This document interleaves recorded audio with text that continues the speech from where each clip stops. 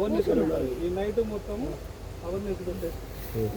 ఆడ కూర్చున్నా, ఆ మేకలు మేస్తున్నాయి, కూర్చున్న వల్ల చాలాసేపు మేసినాయి మేకలు, చాలాసేపు మేసిన పోయి కూర్చున్నా. ఎందుకు మేకలు బెదిరిన వల్లే నేను లేచి నిలబడడం వల్లే బెదురుకుంటా గబ్బడ మేకలు ఉరికొచ్చిన వల్ల మేకలతోటి వచ్చింది.